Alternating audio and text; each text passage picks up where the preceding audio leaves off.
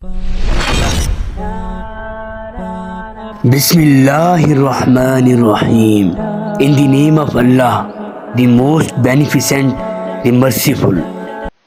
محترم ناظرین السلام علیکم. آج میں قرآن کریم سے ایک واقعہ آپ کی پیش خدمت کروں گا.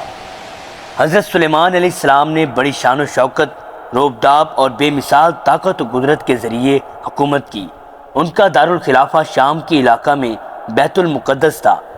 اللہ تعالیٰ نے عظیم قدرت اور وسیع اختیارات ان کو عطا کیے ہوئے تھے، حتیٰ کہ آسمانی بجلی کی کڑک چمک، ہوا، جن و انس، چرندے اور پرندے اور دیگر تمام حیوانات آپ علیہ السلام کے حکم کے تابع تھے. آپ علیہ السلام سب کی زبان سمجھتے تھے. اسی زمانے کی بات ہے کہ ملک سبا، جس کا موجودہ نام یمن ہے، ملکہ بلقیس نام کی ایک خاتون حکومت کر رہی تھی. لیکن وہ خود اور اس کی قوم سورج پرست، بت پرست تھی. وہ لوگ خدا سے بہت دور تھے، انحراف اور گناہ کے راستے پر چل رہے تھے. اس بنا پر حضرت سلیمان علیہ السلام پر لازم تھا کہ اپنی عاقلانہ رہبری کے ذریعے انہیں غلط راستوں سے ہٹا کر توحید کی طرف دعوت دیتے اور ان سے بت پرستی کے مرض کو جڑ سے اکھاڑ پھینکتے. ایک دن حضرت سلیمان علیہ السلام اپنے تخت پر تشریف فرما تھے. کیونکہ اللہ تعالیٰ نے تمام پرندوں کو آپ علیہ السلام کا تابع کیا ہوا تھا، وہ ایک مخصوص انداز میں آپ علیہ السلام کے اوپر صف باندھے کھڑے ہوئے تھے اور پر کے ساتھ پر ملا کر سر کے اوپر سایہ کیے ہوئے تھے تاکہ سورج کی گرمی آپ علیہ السلام کو اذیت نہ دے. پرندوں میں ایک پرندہ جس کا نام ہدہد تھا وہ غائب تھا. اس کی عدم موجودگی اس چیز کا باعث بنی کہ پرندوں کے درمیان میں سے اس کی جگہ خالی تھی اور وہاں سے دھوپ سلیمان علیہ السلام پر پڑ رہی تھی. حضرت سلیمان علیہ السلام نے دیکھا کہ ایک سوراخ سے سورج کی دھوپ پڑ رہی ہے. انہوں نے اوپر دیکھا تو معلوم ہوا کہ ہدہد غائب ہے. انہوں نے پوچھا، ہدہد کیوں نظر نہیں آ رہا؟ اس کی عدم موجودگی پر اسے سخت سزا دوں گا یا جلا وطن کر دوں گا یا وہ میرے پاس کوئی روشن دلیل لے کر آئے. یہ بات ہو رہی تھی کہ ہدہد آ گیا اور اس نے کہا، مجھے ایسی بات معلوم ہوئی ہے جو آپ کو بھی معلوم نہیں ہے. میں ملک سبا سے ایک یقینی خبر لے کر آیا ہوں. میں نے ایک عورت دیکھی ہے جو یمن کے لوگوں پر حکومت کر رہی ہے. اسے دنیا کی ہر چیز حاصل ہے اور اس کے پاس بہت بڑا تخت بھی ہے. میں نے دیکھا ہے وہ اور اس کی قوم سورج کی پوجا کر رہے ہیں اور شیطان نے ان کی نظروں میں اس عمل کو حسین بنا دیا ہے اور انہیں صحیح راستے سے روک لیا ہے کہ اب وہ یہ بھی نہیں سمجھتے کہ کیوں نہ اس خدا کی سجدہ کریں جو آسمان اور زمین کے پوشیدہ رازوں کو ظاہر کرنے والا ہے. اور لوگ جو کچھ چھپاتے ہیں وہ ظاہر کرتے ہیں، وہ سب کا جاننے والا ہے. وہ اللہ ہے، اس کے علاوہ کوئی خدا نہیں، اور وہ عرش عظیم کا پروردگار ہے. حضرت سلیمان علیہ السلام نے ہدہد کا عذر قبول کیا اور فوراً ملکہ بلقیس اور اس کی قوم کے حوالے سے اپنی ذمہ داری کا احساس کرتے ہوئے ملکہ بلقیس کے نام ایک خط لکھا اور توحید کی دعوت دی. وہ خط اگرچہ مختصر تھا لیکن پرمعنی تھا. اس میں یوں لکھا، شروع کرتا ہوں اللہ کے نام سے جو بڑا مہربان و رحیم ہے. دیکھو میرے مقابلے میں سرکشی مت کرو اور عطایت گزار بن کر میرے پاس چلی آؤ.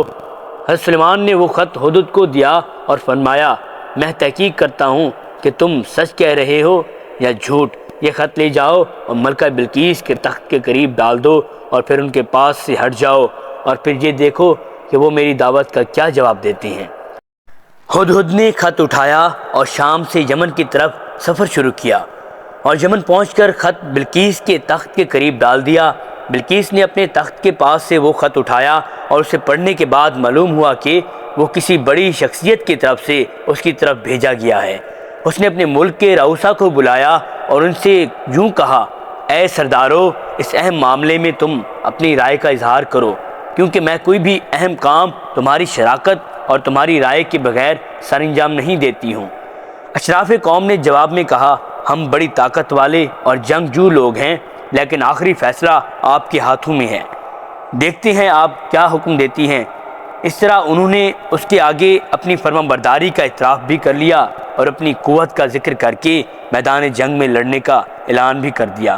جب ملکہ نے ان کا جنگ کی طرف رجحان دیکھا اور اندرونی طور پر اس کا قطعاً یہ ارادہ نہیں تھا، تو ان کی اس جنگی پیاس کو بجھانے کے لیے اس نے ان سے کہا، جب بادشاہ کسی آباد علاقے میں داخل ہوتے ہیں تو انہیں تباہ و برباد کر دیتے ہیں. اور وہاں کے باعزت لوگوں کو ذلیل کر دیتے ہیں، کچھ کو مار دیتے ہیں اور کچھ کو قیدی بنا لیتے ہیں اور کچھ کو بے گھر کر دیتے ہیں، جہاں تک ان کے بس میں ہوتا ہے لوٹ مار کرتے ہیں۔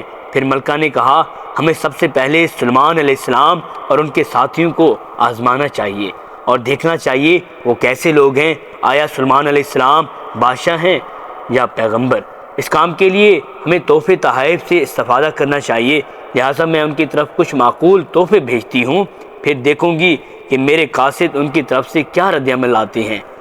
بادشاہوں کو تحفے تحائف سے بڑی محبت ہوتی ہے اور یہ تحفے اور ہدیے ہی ان کی سب سے بڑی کمزوری ہوتے ہیں، انہی تحفے دے کر جھکایا جا سکتا ہے۔ ہم دیکھیں گے کہ اگر سلیمان علیہ السلام نے ان تحائف کو قبول کر لیا تو معلوم ہو جائے گا وہ بادشاہ ہیں، اور ہم بھی ڈٹ کر ان کا مقابلہ کریں گے اور اپنی پوری طاقت استعمال کریں گے، کیونکہ ہم بہرحال طاقتور ہیں۔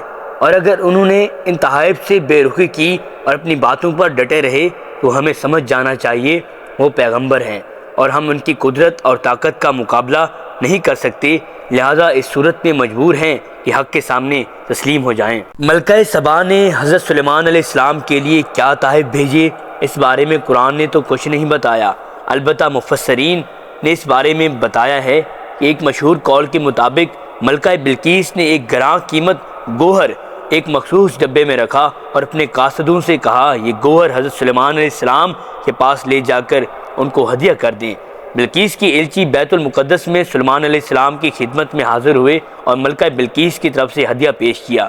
ان کا خیال یہ تھا کہ یہ ہدیہ دیکھ کر سلیمان علیہ السلام خوش ہوں گے اور انہیں خوش آمدید کہیں گے، لیکن وہ لوگ جیسے سلیمان علیہ السلام کے روبرو ہوئے تو انہوں نے ایک عجیب و غریب چیز دیکھی۔ حضرت سلیمان علیہ السلام نے ان کا استقبال کرنے کی بجائے ان کو کہا کہ تم لوگ اپنے مال سے میری مدد کرنا چاہتے ہو، جبکہ دنیا کی ہر چیز میرے لیے ادنا ہے، اور جو کچھ اللہ تعالیٰ نے مجھے عطا فرمایا ہے وہ اس سے کہیں بہتر اور افضل ہے۔ مال، دنیا، مقام، نبوت، علم اور ہدایت کے مقابلے میں یہ کیا اہمیت اور قدر و قیمت رکھتا ہے؟ اور فرمایا بس اللہ نے جو کچھ مجھے عطا کیا ہے تمہارے مال سے کئی گنا بہتر ہے، جاؤ تم خود ہی اپنے ہدیہ سے خوش رہو۔ ہاں یہ تم لوگ ہو جو دنیا کے زرق برق مال سے مروب ہو جاتے ہو، لیکن میری نگاہ میں ان کی کوئی قدر و قیمت نہیں ہے۔ اس کے بعد حضرت سلیمان علیہ السلام نے ملکہ سبا کے قاصدوں کو دو ٹوک الفاظ میں کہا تم لوگ ملکہ سبا اور اپنے ملک کے سرداروں کی طرف واپس لوٹ جاؤ، لیکن یہ بات کان کھول کر سن لو، ہم عنقریب بہت بڑے لشکر کے ہمراہ ان کے پاس آئیں گے اور وہ ان کا مقابلہ نہیں کر سکیں گے، اور ہم انہیں سبا کی سرزمین سے باہر نکال دیں گے جبکہ وہ اس وقت ذلیل و خوار ہو جائیں گے۔ ملکہ سبا کے قاصد واپس لوٹ گئے اور انہوں نے حضرت سلیمان علیہ السلام کے بلند و بالا مقام اور ان کی فوج کی قوت و طاقت اور ہدیہ قبول نہ کرنے کے بارے میں ملکہ سبا کو تفصیل بتائی۔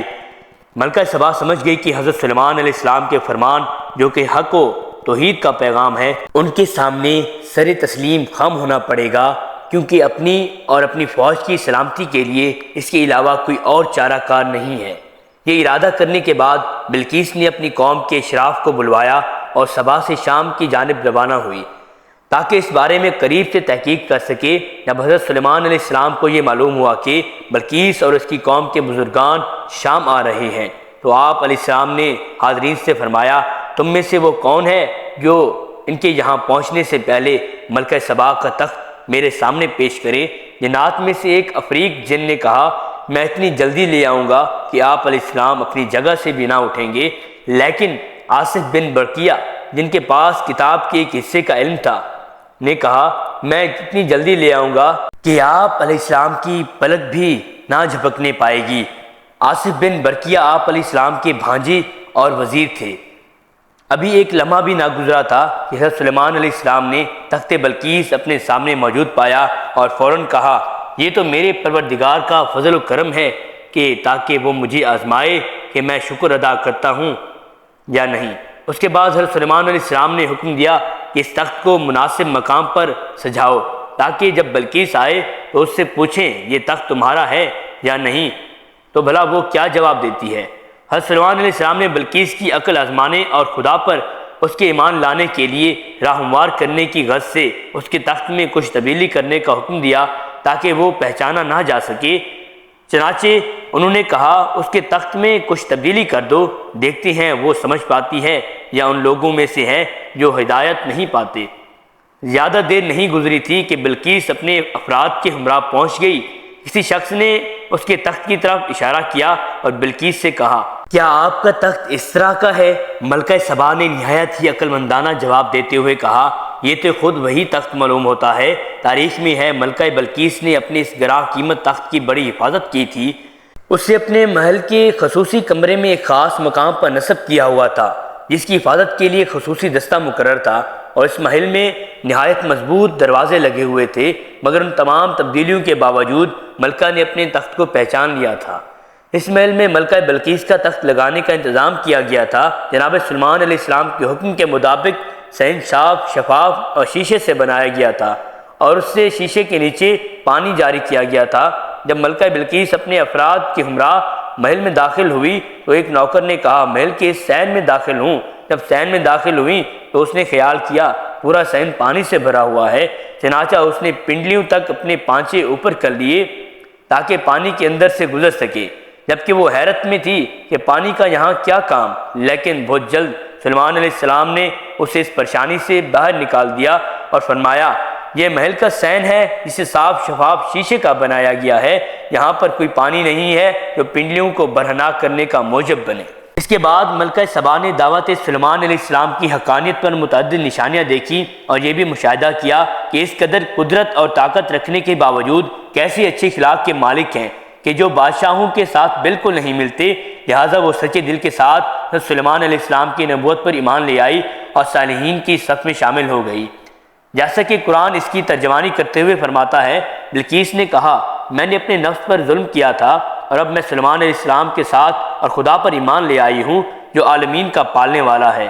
گویا بلقیس اپنی زبان سے یہ کہہ رہی تھی کہ میں ماضی میں جو سورج کو سجدہ کرتی رہی ہوں، بتوں کی پوجا پاٹ کرتی رہی ہوں، زینت و زیبائش میں غرق تھی اور اپنے آپ کو دنیا میں بہترین مخلوق سمجھتی رہی ہوں، لیکن اب سمجھ میں آیا ہے کہ میری قدرت کس قدر ناچیز تھی۔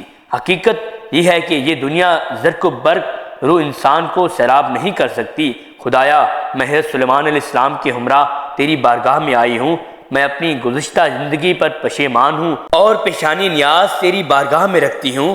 میں رہبر حق اور رہبر الہی کو قبول کر کے تیری دربار میں حاضر ہوئی ہوں، کیونکہ تیری بارگاہ میں الہی اور رہبر کو قبول کیے بغیر حاضر ہونا بے نتیجہ اور اندھے پن کا ثبوت ہے۔ ایک روایت میں یہ بھی ملتا ہے کہ ملکہ بلقیس نے حضرت سلیمان علیہ السلام سے شادی کر لی تھی اور آپ علیہ السلام نے اسے دوبارہ ملک سبا کا حکمران بھی بنا دیا تھا۔ اگر آپ کو ہماری ویڈیو اچھی لگی ہو تو ویڈیو کو لائک کریں اور مزید اس طرح کی ویڈیوز دیکھنے کے لیے ہمارا چینل سبسکرائب بھی کر دیں۔ ملتے ہیں نیکسٹ ویڈیو میں، اجازت دیجیے، اللہ حافظ۔